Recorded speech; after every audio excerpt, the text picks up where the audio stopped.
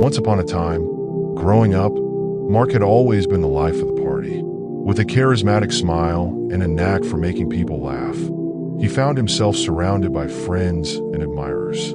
By the time he reached college, his social circle had expanded to include a series of girlfriends, each one offering something different: adventure, affection, excitement. Mark enjoyed the attention and the thrill of dating multiple women at once, but somewhere along the way, things started to feel off. It began with a text. "Are we okay?" It was from Claire, the girlfriend he'd been seeing the longest. They'd met in freshman year, and though their relationship had been rocky at times, Mark felt there was something special about her. She was thoughtful, kind, and knew him better than anyone. But lately, he hadn't been giving her the attention she deserved. He looked at the message and sighed. He'd been seeing other girls: Lily, a spontaneous partygoer; Sarah, who was more of a confidant than anything; and Emily, who always had exciting new ideas for weekend trips. They all filled different needs for him, but none of them seemed to fit the way Claire did. Mark didn't respond to Claire's message right away. Instead, he thought about it, and in that silence, he began to feel the weight of the juggling act he had created. With Claire, he didn't have to try too hard. They were comfortable. Yet, he kept chasing the next thrill with someone else. He had convinced himself that it was about keeping his options open. After all, wasn't variety the spice of life? But as the weeks passed, Mark realized how much energy he was expending trying to maintain multiple relationships. He had to keep track of texts, dates, and details for each person, constantly monitoring who knew what about the others. The lies, even the small ones, were starting to pile up. It wasn't just exhausting, it felt hollow. One evening, Mark had plans with Emily, but he canceled last minute because Claire wanted to have dinner. He thought nothing of it, until Claire looked at him across the table with a distant expression. "Do you even want to be here?" she asked quietly.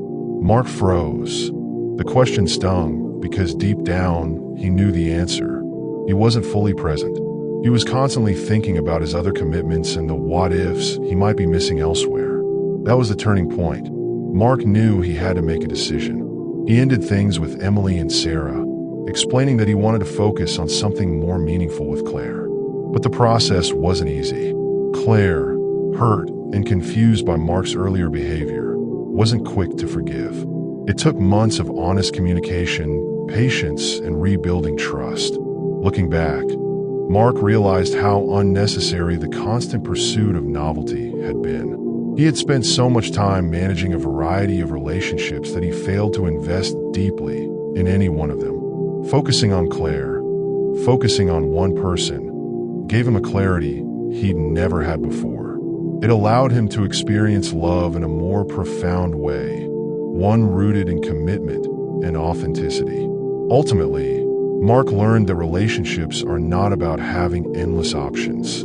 True connection comes from focusing on one person and investing fully in that bond. The thrill of variety had only distracted him from the depth of love he was capable of. Now he knew. Having multiple girlfriends wasn't only pointless, it was exhausting. In the end, the one person who mattered most was Claire, and choosing her was the best decision he had ever made.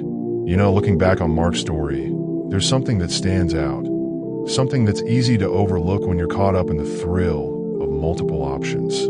It's that real connection, the kind that's worth investing in, only comes when you focus on one person. Not 5, not 10, just one.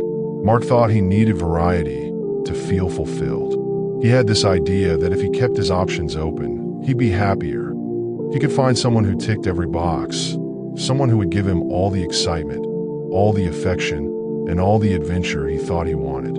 But in the end, what he found was that he was spreading himself too thin, juggling multiple relationships, managing all those lies, trying to keep track of who knew what and who expected what. It drained him. And it wasn't just the logistics. It was the emotional toll, the constant state of distraction. None of those relationships had the chance to grow deeper because he was too busy dividing his attention between them. The real lesson here isn't just about avoiding the exhaustion of dating around. It's about the depth you miss out on when you don't focus on one person. You can't build a strong, meaningful connection if you're always looking over your shoulder, wondering if there's someone else who might be better for you. You can't get to know someone fully, truly, if you're dividing your heart between several people. What Mark learned the hard way was that commitment, real commitment, takes time and effort. It takes being fully present with one person, focusing on them, nurturing that bond. It's not about being afraid to commit. It's not about the fear of missing out. It's about knowing that when you invest deeply in one person, you get something so much richer. That's when you can experience the kind of love that lasts, the kind of love that goes beyond the surface, beyond the fun and the excitement, into something meaningful and true. And sure, it's not always easy. Sometimes it feels like you're giving up the what-ifs and the idea that there might be something better out there. But in reality, that what else never comes. What Mark found out, what we all need to understand, is that the happiness, the fulfillment, the connection we're really searching for can only come when we stop looking around for something else and choose to focus on one. Just one person, one relationship. That's where the depth is. That's where the truth is. And that's when love becomes something real.